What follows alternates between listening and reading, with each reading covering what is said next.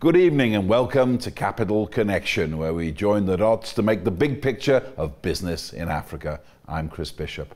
On the agenda tonight, so did Nigeria's last-minute postponement of the election undermine the country's democracy?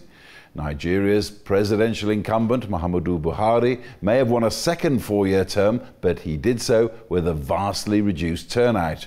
In 2015, the election turnout was 44%. This time around, it came in at 35.6%. So in whose interests did postponing the election serve? We will dissect the result and assess whether the 76-year-old president's second term in office is likely to be as unremarkable as his first. And then it's to Zimbabwe, where they're introducing yet another currency system in a bid to solve the country's liquidity crisis. Will it be a solution or just another pit stop for a country determined to stay on the road to economic oblivion? And after 27 years of multi-party democracy, is Tanzania reverting to a one-party rule under the stewardship of President John Magufuli?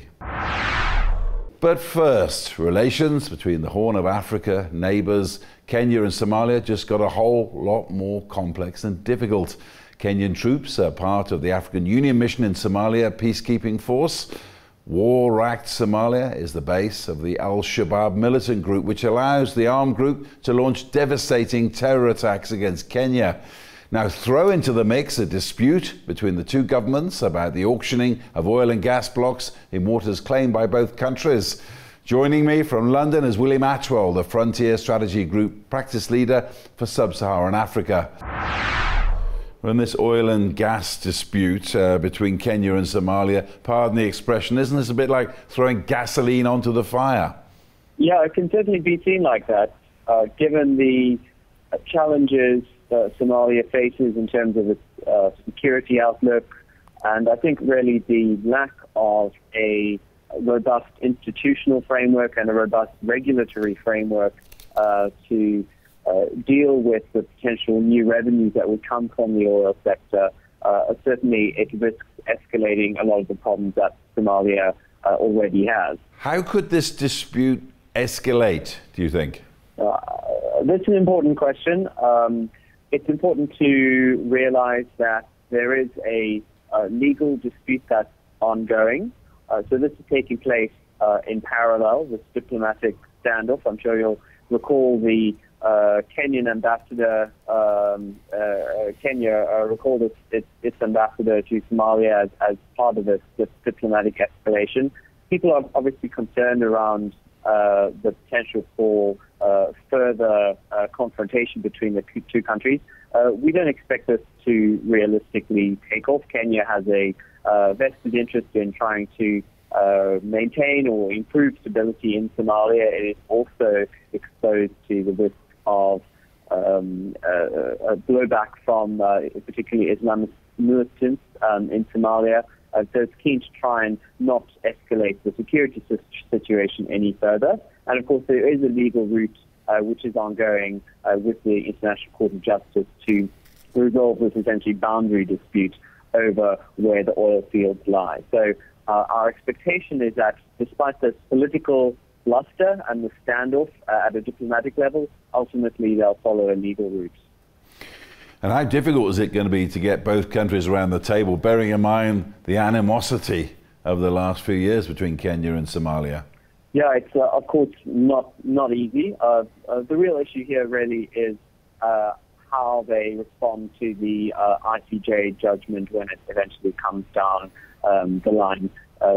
Kenya is obviously playing to its domestic audience with the minister there saying they won't budge an inch, and certainly that is contributing to this escalation in rhetoric. Ultimately, when the ICJ makes its decision, that will be binding on those two countries, and the dispute will then hopefully be resolved. Of course, what actually happens with the oil resources is some years down the line, what really caused the escalation in the first place, especially over the past month, was Somalia in a rather provocative move, actually meeting with, down the road here in London at Claridge's Hotel, meeting with some investors to talk about the potential for developing the oil sector. And this is at the same time as that legal dispute not being resolved yet. So that's really what escalated things between the two countries at the moment. Thank you very much. On the line from London, William Attwell, practice leader at Sub-Saharan Africa Frontier Strategy Group. Now Zimbabwe is adding another currency to its basket in a bid to solve its liquidity crisis. The impact for consumers is severe.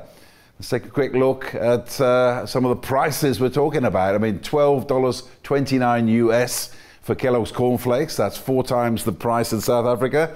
$2.49 for a bit of spaghetti. That's twice the price here. Milo, $15, just about 6 times the price in South Africa. And Domestos, $6.29. That's nearly 3 times the price in South Africa. And moving along the supermarket, potatoes, more than $12. That's twice the price in South Africa. If you want to brush your teeth, $2.59. That's twice the price in South Africa. Mayonnaise, $10, 4 times the price. And Rooibos tea, $8.49. That's more than 4 times the price in South Africa. Boerewors, $9. Looking across to Sunlight dishwashing, that's more than $7, 3 times the price here.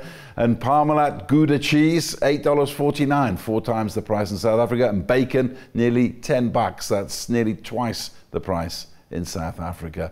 Okay, we go straight to Harare now and Derek. Now, as I understand it, this RTGS currency is going to be part of a bank's forex trading system whereby the Reserve Bank is going to sell US dollars to it and the new RTGS is going to find its own value. But the question I have for you, is it making any difference at all to the functioning of the Zimbabwe economy?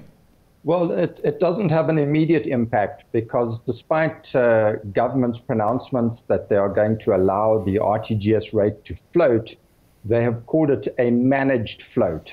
So the RTGS rate has not been allowed to find its own level, and the interbank trading commenced at 2.5 to the US dollar. The parallel market or black market rate is actually 4 to the US dollar. So there's still a large differential between the black market rate and the official rate. So the price distortions are set to continue. And I understand that some businesses, they employ full-time money changers on the streets to try to get US dollars in so they can buy their stock. Is that correct? That would not surprise me at all. The amount of foreign currency available is very limited. There's not enough to go around. Most businesses require at least some foreign currency, hard US dollars, cash to survive, and are compelled to source those US dollars on the black market at that 4-to-1 rate. So the future of the economy, very briefly, how is it being viewed now after such turmoil in the last year alone? Well, everything is very uncertain because the monetary policy statement issued by the governor of the Reserve Bank last week has raised more questions than provided answers. People don't really know what the value is of their RTGS money because of legacy debts. Those debts were incurred in US dollars. Are they now going to be paid back as RTGS money? If so, at what rate, etc.? The Reserve Bank has indicated that they will negotiate these legacy debts, but that means the value of money is subject to negotiation. It's all very uncertain, and it's very difficult to do business in this climate. Thank you very much, Derek Matyszak, the Institute of Securities Studies up there in Harare. Thanks very much. That's Derek Matyszak in Harare. Now, my next guest is Gbenga Sesan. It's the Executive Director of Paradigm Initiative, a social enterprise dedicated to expanding digital inclusion opportunities and protecting digital rights on the African continent. He served as a member of Nigeria's presidential committees on harmonization of information technology, telecommunications and broadcasting, and was named by CNN as one of the top 10 African tech voices on Twitter. He recently published an article headlined, "Is Tanzania Moving Towards Totalitarianism?" Well, thanks for joining us, Gbenga Sesan. How much do you fear that Tanzania might be going back to the bad old days of a one-party state? I think looking at the trend over the last few years, it's clear that we're only a few years away from, civil society in Tanzania not being able to ask questions. And when civil society cannot ask questions, and when citizens are afraid of what they write, what they say, what they tweet, or what they share online, or even the songs they sing, then I think we're just a few years, if not a few months away from what many of us fear is, the depth of authoritarianism in Tanzania. Give us an idea of the kind of clampdown that's going on in Tanzania at the moment. So I think it's on various levels. One is on the level of political participation. People who are seen as critical to government who are in politics are clearly at risk. We know of cases of arrests. We know of cases where the judiciary had to step in to say, for example, recently that an opposition member shouldn't be picked up. That's at the level of political participation. The other is in terms of citizen action. It is literally impossible for you to protest either in writing or even in other ways in Tanzania. We know for a fact that a civil society organization in Tanzania that released a report that was not seen as friendly to the president, to Magufuli, the leader of the civil organization has now had a travel ban placed on him, because they call to question the popularity of the president. And at the third level is at the level where citizens are able to voice their opinion online. The clampdown was a bit haphazard before, but it's now a lot more systematic. We have a case where bloggers are now required to pay $927 every year. Of course, the government claims it's income and revenue for the country, but we know how many bloggers there are in Tanzania, and we know that if you multiply that by 927, it is definitely not significant income for the country. So this is clearly a case of interference of government in how people express themselves online, which is clearly the best platform to do that these days. And just one last question here. I mean, President John Magufuli promised when he was elected that he was going to clamp down on corruption at all costs. What's happened to that? Well, I mean, the story of Tanzania is also like the story of Nigeria in this case. And what you have is a case where corruption is being used as an opportunity to clamp down on dissenting voices. And depending on who you ask, if you ask people who are friends of the president, they'll tell you, of course, corruption is being fought to a standstill. But if you ask people who are watching either from outside or people who even see people around the president who have not been questioned, then they will tell you that corruption is just another tool, just like taxes, just like laws that the government is hiding behind to prosecute people or to bring them to reduce the opportunity they have to express their opinion. And this is really sad. Well, thank you very much, Gbenga Sesan, the Executive Director of Paradigm Institute, a social enterprise dedicated to expanding digital inclusion opportunities. Coming up after the break, an autopsy on Nigeria's election and what we can expect from Muhammadu Buhari's second term as president. We'll be going live to Lagos after this.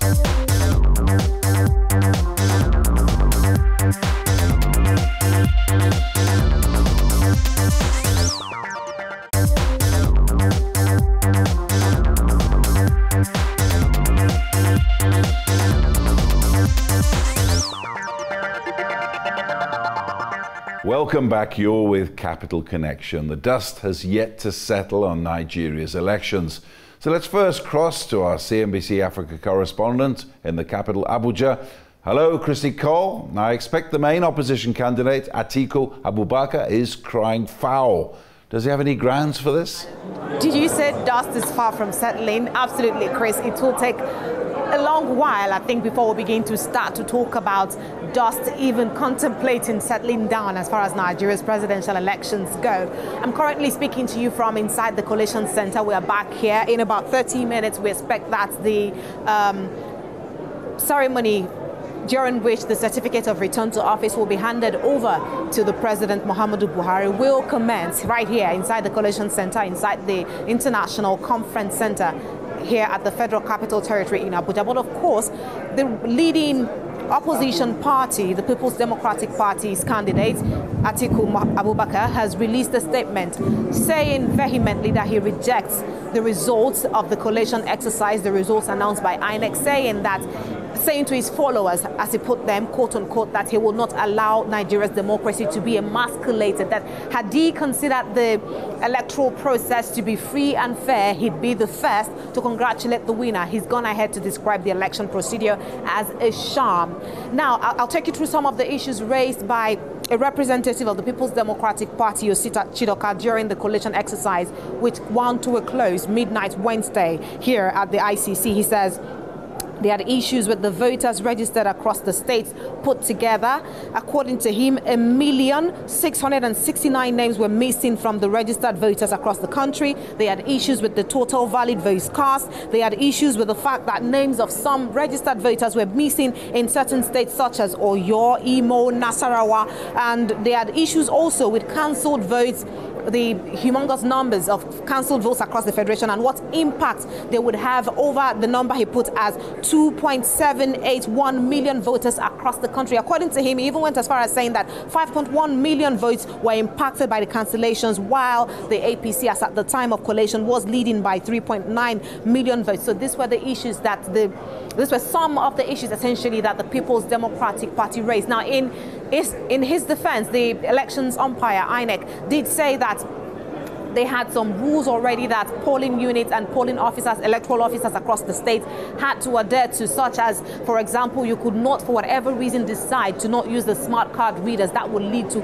automatic cancellation of votes. If they had reports of violence within any of the polling units, that could automatically also lead to cancellation of votes within such polling units. So that was INEC's defense. And then INEC went as far as saying to whatever other points of order were raised by the opposition during the collation exercise, the final hours, and I'm going to read their quote to you now. With this, we have disaggregated and decomposed the figures, and we're certain upon preliminary checks that the electoral rules were adhered to. Upon reading that, the INEC chairman went ahead to read out the final total national collation numbers, and then went ahead to announce the president-elect. Now, way forward, according to political observers, is that INEC still has to go back. What it has conducted is, according to the INEC chairman, preliminary checks. Now, the question is, when will they conduct the final checks, and to what extent will this affect the results already being announced all over the media? And as I said to you earlier, we're right now currently here going to see the president-elect receive the certificate of return to office. Chris. Thanks, Christy Cole there in Abuja. Now we're moving south to Lagos. We've got Taiwo Oyedele, a partner at West Africa tax leader for PwC Nigeria, and also oil and gas lawyer Adeoye Adefulu, a partner with Odujinrin Adefulu. Welcome, gentlemen. So the first question I have is, what do you think President Buhari, what do you think he's done in the 4 years he's been in power so far? Has he done enough before he starts his second 4-year term? To start off with you, Adeoye, if I could ask you that question. I'm going to limit the scope of my answer to sort of the oil and gas sector. I think we've been pushing for a major reform in that sector for quite a while now. And the president has not yet signed the Petroleum Industry Governance Bill, which is sort of the major institutional reform bill. There is still a window for him to sign this before his second term begins, but not dealing with that issue, which is on the minds of investors, on the minds of people looking into Nigeria. That's a big issue, and that's something that has to be rectified. If not this term, certainly in his next term. Now, Taiwo, if I could move to you. President Buhari is saying that he's going to tackle corruption, he's going to increase investment, he's going to rebuild infrastructure in his second 4-year term. Begs the question, what was he doing in his first 4-year terms, apart from moving very slowly? I think the first term of 4 years, which is almost coming to an end now, the president, in my view, spent a lot of time trying to figure out what needs to be done. And then we saw some level of planning from the Economic Recovery and Growth Plan to the planning around the ease of doing business, which resulted into some improvements in terms of Nigeria's ranking. We also saw some efforts around introducing a new tax policy, which was approved in 2017. Then we also saw efforts in trying to expand the tax net, especially with the Federal Inland Revenue Service, announcing significant increases in the number of companies in the tax net, as well as individuals in the tax net. There have been also some efforts around infrastructure development, but I would say, maybe not enough. So I'm also hopeful that in the second term, we see more results and not just actions and intent, but concrete results that can really move the needle, both in terms of the economy as a whole, but also in terms of non-oil revenue. Oh, speaking about oil revenue, Adeoye, I mean, just my first question to you, you were talking about regulation there. Do you fear at all that the president he's got revenue challenges in the state coffers, that he might try to levy more taxes off the oil and gas industry? There are some news reports around the government seeking back taxes from the oil and gas companies. There was something in the news last week, and even today, there was a report in which Shell, talked about sort of the spurious taxes and how that would affect FID going forward on Bonga Southwest. It's certainly an approach to take, but it's already clear that that approach is a big concern for investors, and there has to be a lot of clarity around what we want to achieve as a nation. And that means, is it a function of growing the revenue for the government or growing sort of the pie in which investors are able to employ more people and we're able to convert from what has traditionally been a crude oil exporting country into one in which focuses on value addition in Nigeria. So developing the refineries, developing the multiple gas resources, the abundant gas resources that we have, developing that for the use of the country. And the likelihood is if you go for more taxation, investors will look at taking their money somewhere else, whilst making a competitive tax base, I think, will encourage the investors to look inwards into Nigeria and to spend more money in country. And Taiwo, I have a couple of questions for you here. I mean, what's the reaction from people on the ground at the moment? Because obviously this news is emerging about the re-election today. But also, another question I have is, what about President Buhari's health? There's been so many question marks over it in the last 4 years. Is he going to be physically able to give his all in the next 4 years?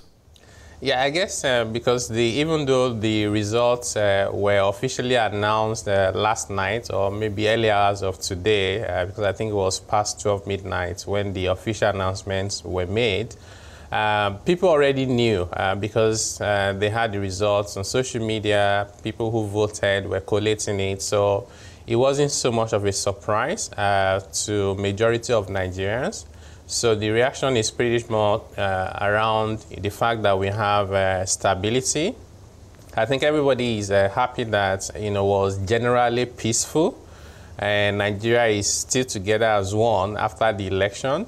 In terms of Mr. President's health, I'm not competent to speak to that. We can only rely on what he says and the information that is put out there in the public domain.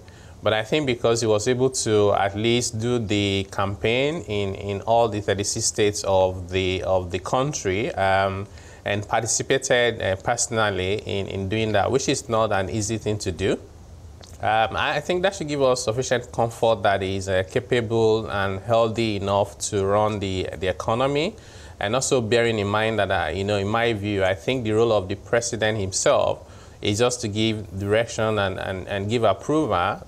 We have a competent team of people running the economy led by the vice president. It's just a question of empowering them more, getting more private sector involvement, and moving quickly when decisions need to be made. Well, thank you very much, Adeoye Adefulu, the partner at Odujinrin Adefulu, and also Taiwo Oyedele, a partner and West Africa tax leader, PwC Nigeria. I'm afraid that's where we'll have to leave it for the edition of Capital Connection. Thank you all to my guests on the show, and join us again on Capital Connection every Monday and Wednesday at 6:30 p.m. CAT. Don't miss it. From me, Chris Bishop, it's good night.